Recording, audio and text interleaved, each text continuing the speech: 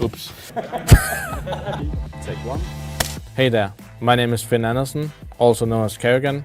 I'm the in-game leader of Mousesports CSGO team, and today I'm gonna show you a cool trick in CSGO. What makes me special is definitely the many years I played. I've played for over a decade, soon 20 years. That means I have a lot of experience, a lot of situations I know. I can teach these younger players how to play in the different scenarios, and when you play on a stage, experience is really important, and that's where you win all the big tournaments. So I think that's one of the biggest strengths and what I'm most known for. The trick I want to show today is where you're in a situation where you have a smoke grenade and you can kind of use it to your advantage. You can force out a rotation if you smoke across the map and then try to eliminate the situations where you have a 1 versus 2 to a 1v1. And that's what you always want to do in clutch scenarios.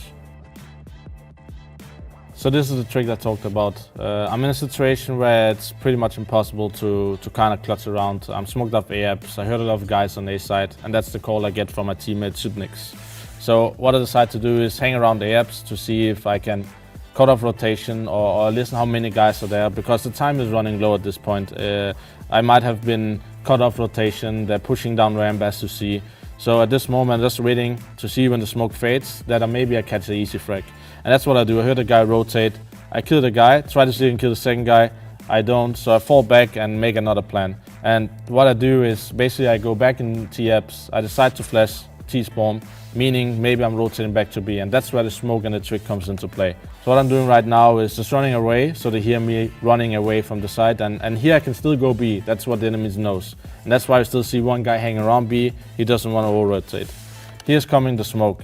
As you see, the second I smoke, it takes 6 to 7 seconds before the smoke explodes, and that's where the call-out comes. So if what you see in rotation soon is in a few seconds, the two guys down here on the screen is rotating away from the side. One is going towards connector, one is going towards CT. What I then do is running out AS because I know the timing is there. I cut the guy off rotating, he should have played the CT and passive and just let me plant the bomb. But what he does is a mistake, forced out one trick, the smoke. And here, I know there's one guy, another guy close. I heard a guy step on the stairs, so I decide to fake plant. Again, another trick you can do, force out him to OP, which is us. And now it's a 1v1. It all was a 1-on-4, impossible round to win. They were smoked off, and only thing I had was a smoke and a plan. So I planned the bomb, and I know the second guy, or the last guy, is kind of away. He called out the fake. That means he's coming towards jungle CT soon, and this is where I missed the shot. As you see, my trick worked, but my aim didn't. Maybe you can do it better. So the biggest takeaway from this is that one smoke can force a rotation.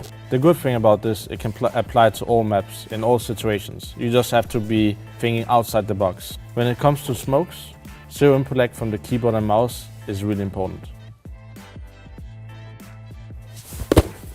This is the new HUNTSMAN Tournament Edition. It comes with linear optical switches, has absolute speed and no input lag, and that's what you need for perfect smokes. I personally love this.